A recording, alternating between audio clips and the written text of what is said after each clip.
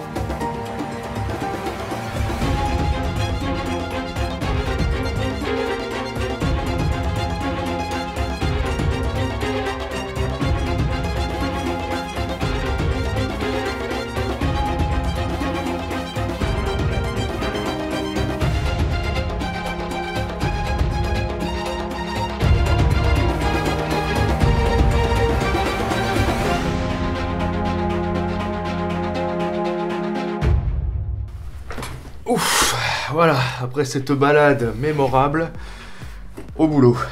Bon, alors, avant de faire quoi que ce soit dans Photoshop, il faut charger nos formes. Alors, pour charger des formes dans Photoshop, vous allez passer par le panneau Formes. Vous allez le trouver dans le menu Fenêtre, Formes. Et vous allez ensuite aller dans le menu de ce panneau. Et dans ce menu, vous allez trouver Importer des formes. Dans la version CC 2018, c'est importer les formes. Si vous avez une autre version, ce sera charger des formes. Vous allez chercher vos formes sur votre disque dur. Il se peut que les formes que vous avez téléchargées soient compressées. Dans ce cas, vous les décompressez. Et le fichier que vous devez récupérer, c'est un .abr. Une fois que vos formes sont chargées, elles vont arriver tout à la fin de votre panneau formes. Dans la version CC 2018, ce sera dans des groupes. Dans une version antérieure, ce sera en vrac comme ça, mais en tout cas, ça arrive à la fin. Je vous mets dans la description des liens à partir desquels vous allez pouvoir récupérer des brosses intéressantes pour faire de la désintégration. Petit préalable avant d'utiliser vos formes, vérifiez lorsque vous avez l'outil pinceau actif, dans la barre des options, que vous avez une opacité de 100%, un flux de 100% et que vous êtes en mode normal. Lorsque vous allez vouloir changer de forme, cliquez ici dans la barre des options sur la petite flèche qui descend pour ouvrir le menu des paramètres de forme prédéfinis. Là, vous allez pouvoir choisir vos formes, vous allez pouvoir changer l'épaisseur de votre forme ainsi que son orientation. Vous pouvez ouvrir ce sélecteur en faisant un clic droit avec l'outil pinceau actif dans votre document. Voilà, on va retrouver les mêmes options. Maintenant, on peut commencer. J'utilise Bridge pour faire un classement et une visualisation de mes images. J'ai choisi cette image et j'ai pris soin lors de la prise de vue de faire une image du fond, ce qui me permettra de gagner du temps lors du photomontage. Je vais charger ces deux images dans un seul document dans Photoshop. Pour cela, dans Bridge, j'appuie sur CTRL pour sélectionner les deux images. Et je vais passer par le menu Outils, Photoshop, Chargement des fichiers dans les calques Photoshop. Voilà, ça me crée un seul document avec mes deux calques, ce qui est vachement pratique quand même. Dans un premier temps, je vais détourer le personnage. Je vais utiliser l'outil de sélection rapide qui se trouve sous le lasso. Voilà, je zoome un petit peu. Donc l'outil de sélection rapide est très pratique. Il me permet de faire une sélection en peignant directement sur le sujet. Faites attention de ne pas avoir un outil trop gros. Il ne faut absolument pas dépasser du sujet si vous ne voulez pas que la sélection soit trop importante.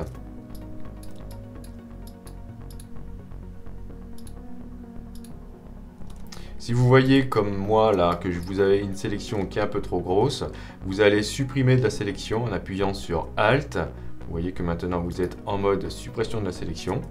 Vous cliquez donc sur la partie qui dépasse.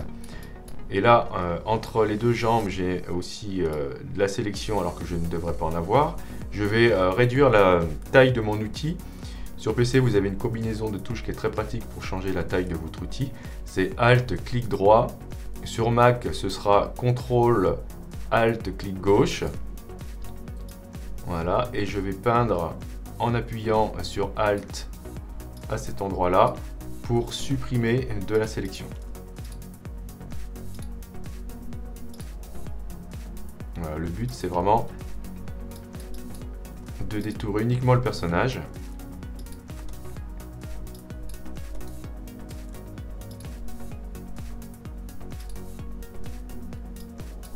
Alors si vous avez encore des petites parties qui restent, vous pouvez utiliser l'outil lasso, toujours en appuyant sur Alt, et vous allez comme ça dessiner la partie à désélectionner. Voilà. Vérifiez que tout est bon. Donc là ici il me manque un petit bout. Hop, donc toujours avec l'outil lasso. Je supprime de la sélection, je vérifie si c'est bon. Ça m'a l'air correct. Ce que je vais faire maintenant, c'est dupliquer le contenu de ce calque sur un calque à part. Je fais CTRL J pour dupliquer le calque.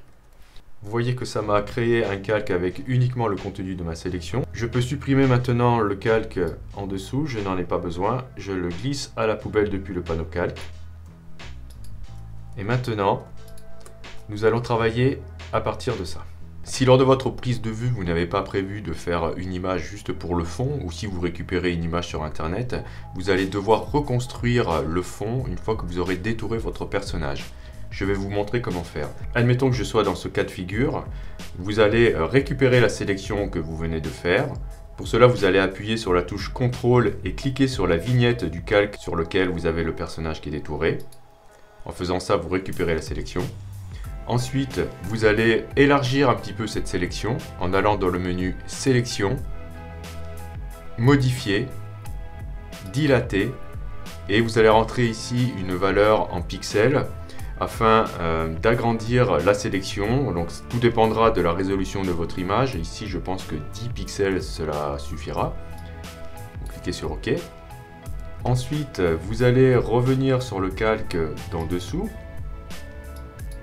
Et vous allez faire appel à la fonction remplir avec contenu pris en compte que vous allez trouver dans le menu édition, remplir, et vous choisissez ici contenu pris en compte. Vous cliquez sur OK, l'ordinateur travaille, et voilà, vous voyez que le fond a été reconstruit. Désélectionnez tout en faisant CTRL D. Et si je zoome, on voit que ma foi, ça a plutôt pas mal bossé. Nous allons maintenant dupliquer notre calque. Vous le sélectionnez en cliquant dessus. Vous faites CTRL J pour le dupliquer. Et on va peut-être penser à les renommer. Alors le calque du dessous sera celui qui va contenir les particules. Donc je vais l'appeler particules. Ok. Alors là je fais n'importe quoi. Particules. Tandis que le calque du dessus, je vais l'appeler personnage. Double-cliquez sur le nom, et puis vous allez comme ça saisir. Ok. Maintenant, on va déformer le calque du dessous, le calque particule. On va utiliser le filtre fluidité. Donc on pourra utiliser des tas d'autres outils, mais c'est l'outil qui est le plus utilisé lorsqu'on fait de la désintégration. Donc je vais aller le chercher dans le menu filtre, fluidité. Et l'outil qu'on va utiliser, c'est l'outil de déformation avant.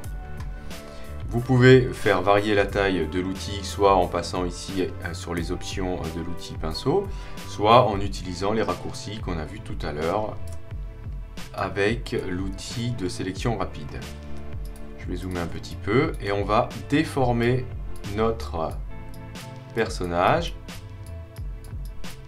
Et c'est dans cette déformation qu'on va faire apparaître les particules. Donc n'hésitez pas à aller un peu loin. Donc voilà, allez-y.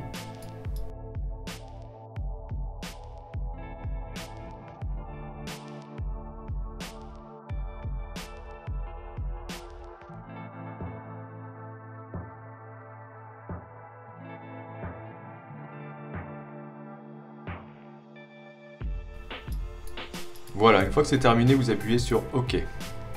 Il ne nous reste plus qu'à ajouter des masques de fusion. Sur le premier calque, nous allons ajouter un masque de fusion blanc en cliquant sur l'icône dans le panneau calque, c'est la troisième icône ici en bas, qui s'appelle donc ajouter un masque de fusion. Vous cliquez dessus, ça ajoute un masque de fusion blanc. Sur le calque d'en dessous, par contre, on va ajouter un masque de fusion noir, ce qui va nous permettre de masquer totalement ce calque. Pour ajouter un masque de fusion noir, maintenez la touche Alt enfoncée et cliquez sur l'icône ajouter un masque de fusion dans le panneau calque. Il ne nous reste plus qu'à peindre les parties désintégrées et les particules. Je vais maintenant peindre dans mes masques de fusion. Je clique bien sur la vignette du masque de fusion pour l'activer.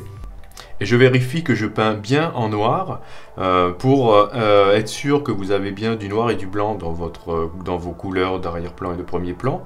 Vous pouvez appuyer sur D pour retrouver les couleurs par défaut d'arrière-plan et de premier plan. Et si vous faites X, vous allez les inverser. Je vais prendre l'outil pinceau, je vais aller chercher une forme que nous avons téléchargée. Là, je suis dans le groupe Explosion Brushes. Je vais peut-être prendre celle-ci. Voilà. Donc vous voyez, la forme apparaît avec mon curseur. Si elle n'apparaît pas, il se peut que vous ayez peut-être la touche verrouillage majuscule enfoncée. Dans ce cas, vous serez en mode curseur précis et c'est pas très utile lorsqu'on fait des particules. C'est bien de voir quand même où est-ce qu'on va poser nos formes. Si vous voulez changer la taille, bien sûr, vous utilisez le même raccourci que tout à l'heure. Et on va commencer à percer notre personnage. Pour bien placer votre forme, vous pouvez, à l'aide d'un clic droit, ouvrir les options et faire tourner comme ça la forme. Ça permettra d'être un petit peu varié. Donc je vais commencer par peindre ici. Vous voyez. Voilà. Donc voilà, ça c'est vraiment le passage le plus long. Donc je vais continuer comme ça, hein. Donc le principe c'est simple, je change de forme pour faire varier, je fais tourner la forme à l'aide des options, je change la taille et je vais faire ça pour toutes les parties que je souhaite percer de mon personnage.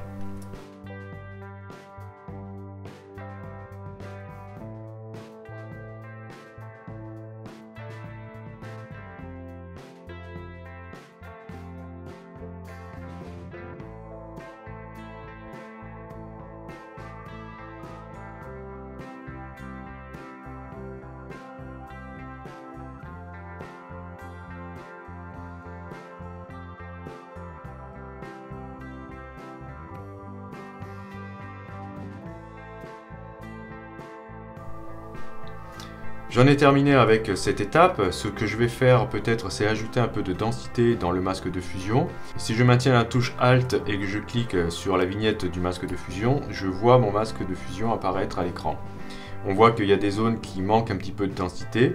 Donc ce que je vais faire, c'est que je vais ajouter un réglage de type courbe en allant dans le menu Images, Réglages. Je vérifie bien que j'ai le masque de fusion qui est sélectionné et je vais cliquer sur courbe et je vais déplacer le curseur noir vers la droite et vous voyez comme ça augmente la densité du masque de fusion. Les grilles deviennent vraiment noires, ce qui permet de mieux masquer le calque. Si vous voyez que vous êtes allé un petit peu trop loin, vous pouvez peindre en blanc pour faire réapparaître les zones qui était masqué. C'est ce que je vais faire là. Parce que du coup on voit plus mon visage. Voilà, là aussi je clique plusieurs fois pour bien marquer le masque. Ok. Nous allons maintenant faire apparaître les particules en peignant en blanc dans le masque du calque d'en dessous. Et on va reprendre le même procédé que tout à l'heure, c'est-à-dire que nous allons faire varier nos formes en les tournant, en leur changeant la taille, etc., etc. Donc c'est un processus un petit peu long. Je vous montre le début, puis ensuite j'accélère la vidéo pour vous montrer le résultat.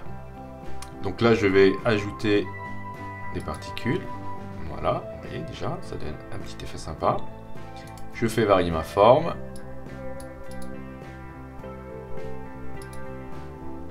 Et je vais continuer comme ça.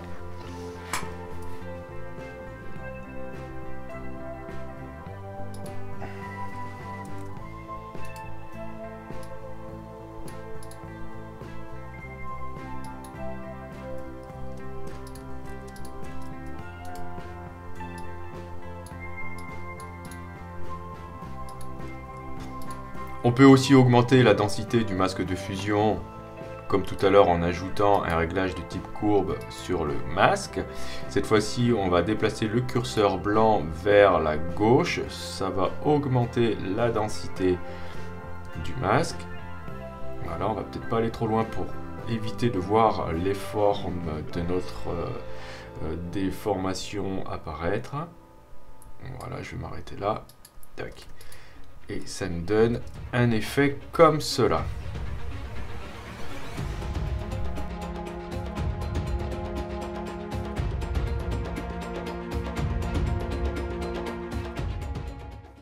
Je vais m'arrêter là en ce qui concerne l'effet de désintégration dans Photoshop. Là, ce que je vous ai montré, c'est vraiment la façon de faire la plus classique. Il existe beaucoup d'autres manières de le faire. J'espère vous le présenter dans d'autres vidéos. En tout cas, une autre vidéo est disponible pour vous montrer comment je passe de cette image-ci à cette image-là.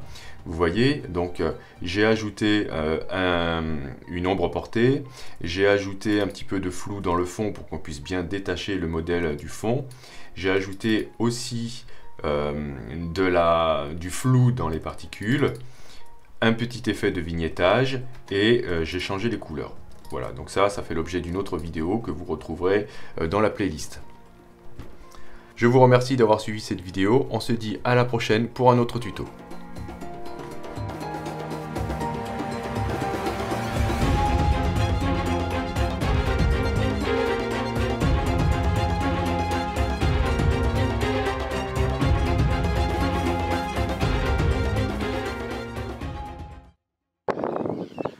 Bon voilà, ouf, je suis essoufflé. Je pense avoir réussi la photo que je souhaitais faire, enfin à peu près. J'ai mal de partout. Oh là, je me fais vieux. Pensez à faire une photo du fond sans le personnage qui saute avant quand vous faites ce genre d'exercice. Ça vous évitera des retouches dans Photoshop. Le matériel que j'ai utilisé pour cette prise de vue, c'est un vieux Canon 5D, c'est le premier 5D qui est sorti en 2005, donc il a maintenant 13 ans, il fonctionne encore super bien. L'objectif c'est un 17-40, j'utilise pour la photo un déclencheur radio, il est tout rafistolé, c'est une chinoiserie que j'ai trouvé sur eBay il y a très longtemps. Je pense que ça doit se trouver pas très cher encore une fois, donc c'est un émetteur radio, vous avez l'émetteur là, vous avez le récepteur sur le boîtier.